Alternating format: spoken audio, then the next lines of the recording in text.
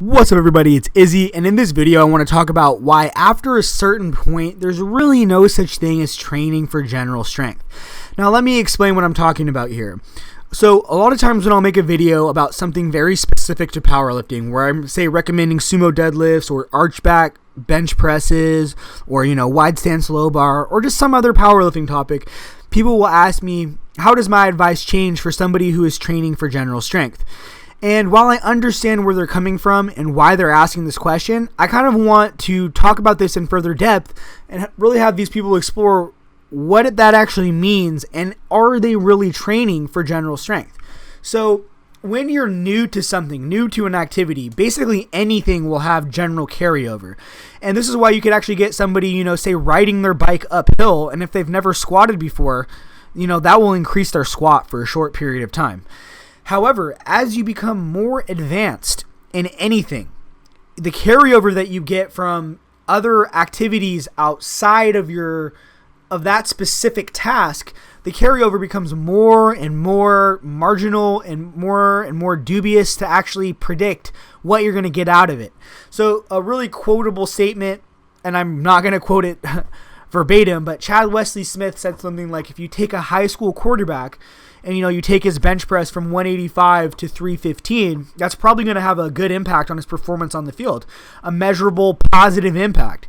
However, if you take a guy like Cam Newton and you take his bench press from 405 to 425, that's probably going to have absolutely zero impact on his measurable performance on the field. And the reason for that is that he's so advanced. He's at such a high level of what he does, of football, of being a quarterback, that the tasks that he actually has to do to drive further improvements are so incredibly specific to his sport. He's already got a more than sufficient general strength base.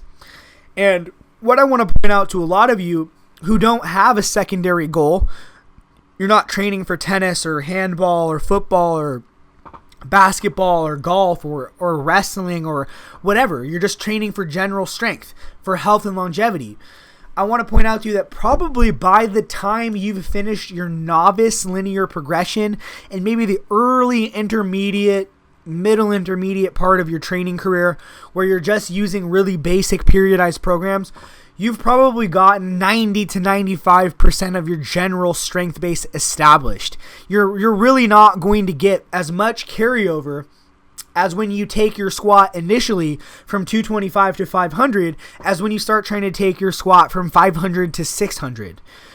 It's at that point that the probably the costs of getting your squat from 500 to 600 and the increased specificity of weight room training that it would take to do that is probably actually decreasing your general strength base, because you're not going to be able to put as much into other movements, into conditioning, into just any other general physical task, right? So a lot of the times when people say they're training for general strength, I actually think that they're done.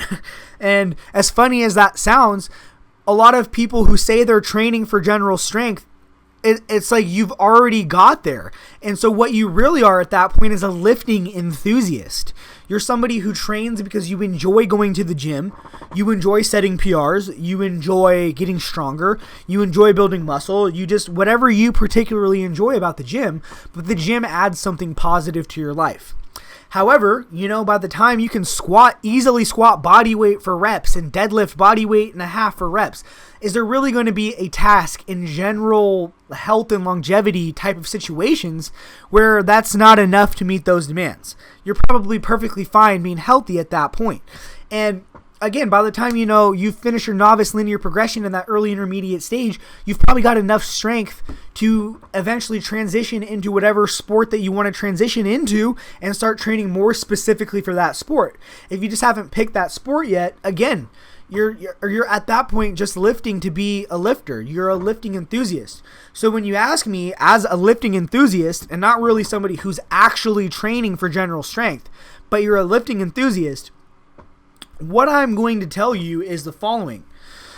You should just do what makes you happy and what seems fun, because that's why you're in the gym anyway. You don't need to worry about, what other like famous strength coaches are going to think about you doing sumo deadlifts instead of conventional or whatever. It doesn't mean that you're a pussy or that you're going to get less carryover for general strength. You're already probably sufficiently strong to get all the benefits from general strength that you're going to get once you're at that intermediate level. So once you're at that level, why not just do things in the gym that you find entertaining, that you find fun, try it out and see if you like it. Because at that point anyway, like I said, you're a lifting enthusiast. You're not really training for general strength anymore. You finished the general strength goal. Now you're there because you like it. So don't be afraid to try new things if you want to try it. It doesn't matter if it has better carryover for general strength because you already have a general strength base. Anyways, guys, that's all I wanted to say on that topic. As always, my friends, have a nice day and good luck with your training. Peace.